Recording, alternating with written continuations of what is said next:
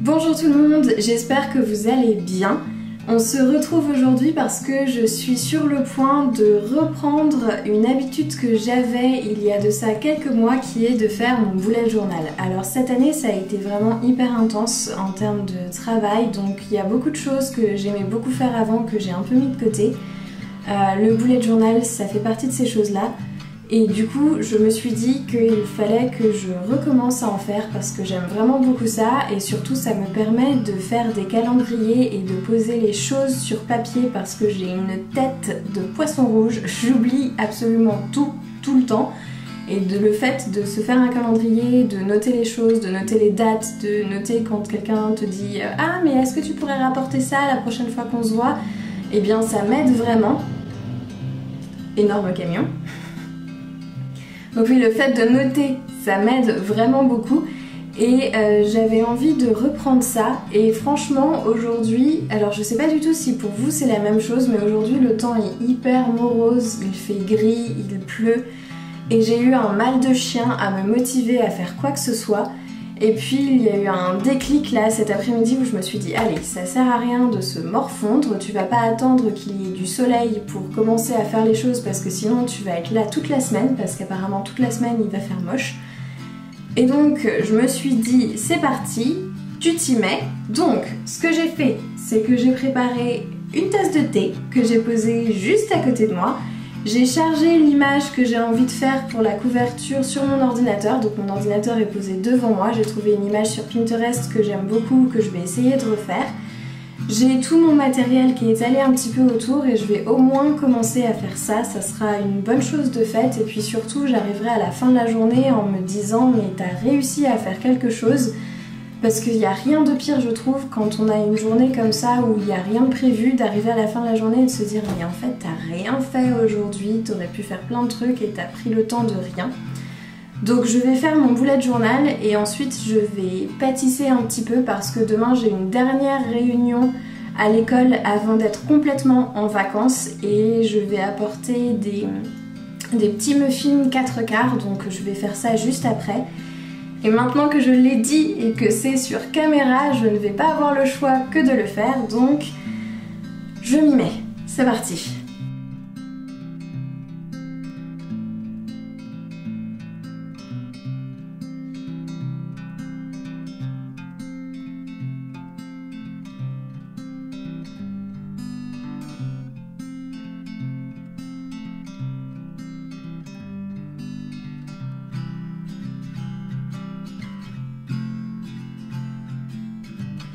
Si vous me suivez sur Instagram, vous avez vu sous mon dernier post que une fois que j'ai eu fini de réaliser ma page de couverture, j'ai renversé mon thé dessus, ce qui fait qu'elle a complètement bavé et vous pouvez le voir quand je vous montre le résultat final. Donc j'étais un petit peu dégoûtée, mais j'ai quand même réussi à plus ou moins rattraper les meubles avec un crayon blanc.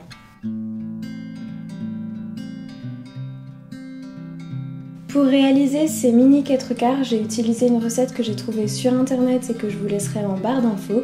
Et bien évidemment, j'ai gardé la deuxième fournée pour nous, pour le goûter.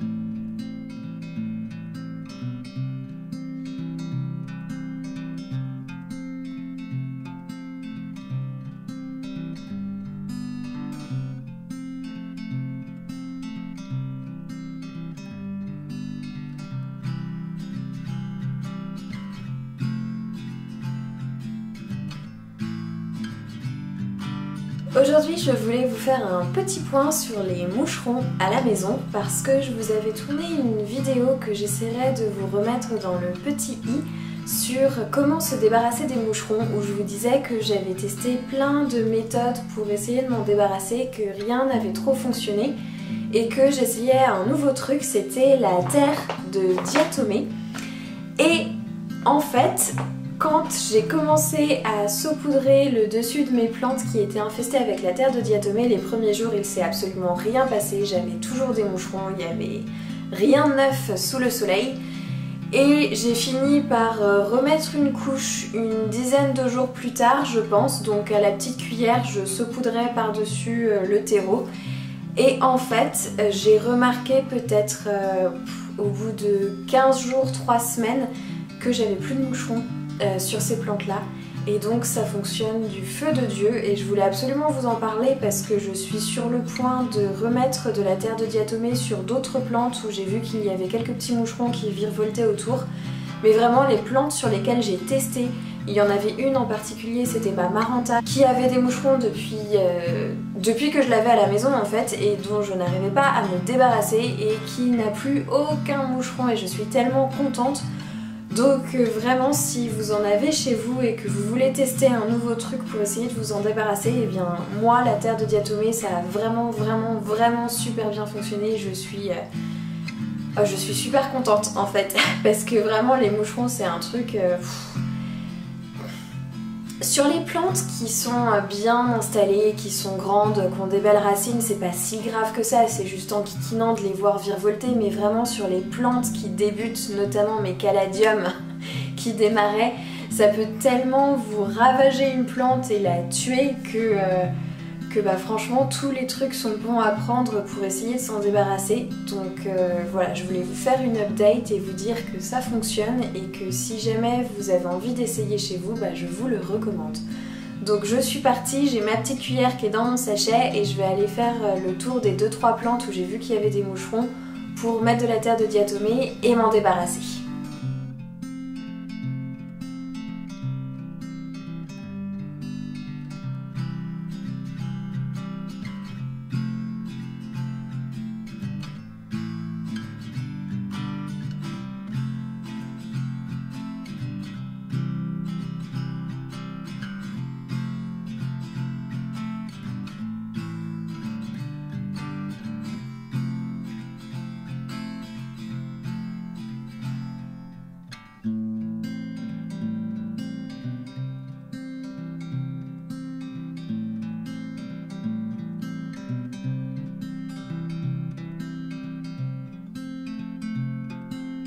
Lundi, je vous parlais du fait que cette année j'avais mis pas mal de choses qui me faisaient du bien de côté. Alors lundi c'était le bullet journal et aujourd'hui on va parler lecture.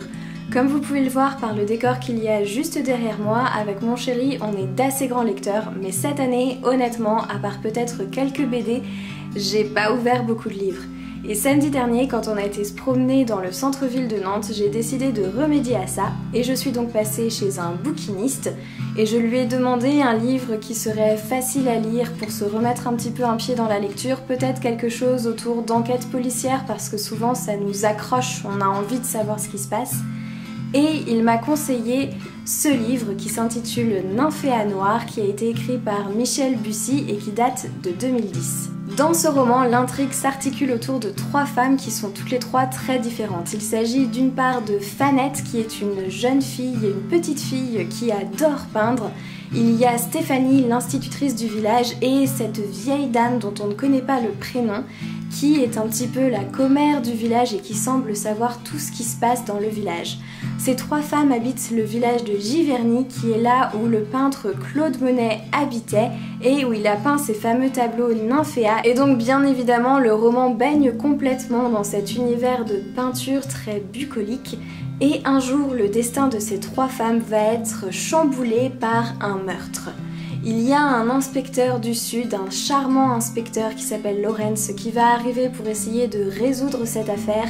Il va amener tout son panache toulousain dans l'enquête et bien évidemment il va y avoir une petite romance qui se dessine en trame de fond de cette lecture. Et dans l'ensemble, j'ai trouvé que c'était vraiment charmant, très bien fait. Les différents points de vue des personnages sont entremêlés dans l'histoire, ce qui fait que les chapitres sont assez courts. Et même si l'enquête progresse très doucement et qu'il n'y a pas énormément de nouveaux éléments qui s'amènent au fur et à mesure, eh bien on ne s'ennuie pas une seule seconde parce qu'on est sans arrêt en train de sauter d'un point de vue à l'autre. Si vous êtes habitué un petit peu aux enquêtes policières, il y a un élément de l'intrigue qui est un petit peu, à mon sens, cousu de fil rouge et on arrive un petit peu à deviner ce qui va se passer, mais mine de rien, on est quand même surpris par la fin et on n'a pas tous les éléments en main jusqu'aux dernières pages. Donc dans l'ensemble, j'ai vraiment apprécié ma lecture et quand j'ai terminé de le lire, j'avais pas du tout envie de le reposer. J'aurais bien aimé qu'il y ait encore quelques pages supplémentaires pour rester un petit peu avec ces personnages auxquels je me suis attachée. Donc si jamais le pitch vous tente, eh bien je vous encourage grandement à vous pencher sur cette lecture.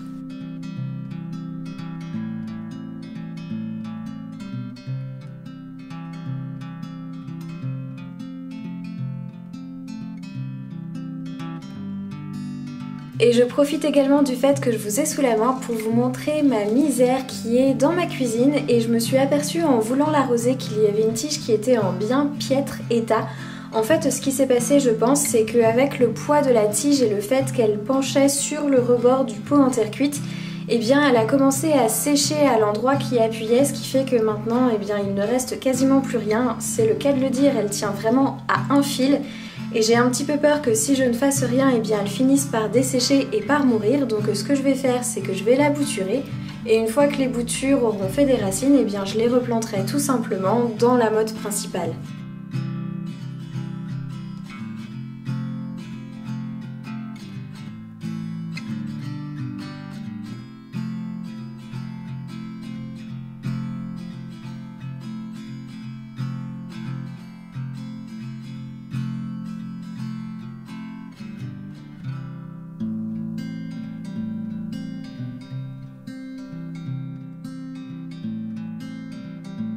Je voulais aussi vous montrer que le petit Coléus que j'ai rempoté il n'y a pas très longtemps en vlog est en train de repartir et de faire des nouvelles feuilles, donc je suis vraiment super contente et j'espère qu'il va continuer sur cette bonne lancée. Je vous laisse sur ces images, j'espère que ce vlog vous aura plu, si c'est le cas n'hésitez pas à laisser un petit pouce en l'air, ça me fait toujours super plaisir, et à vous abonner à la chaîne, et je vous dis à bientôt.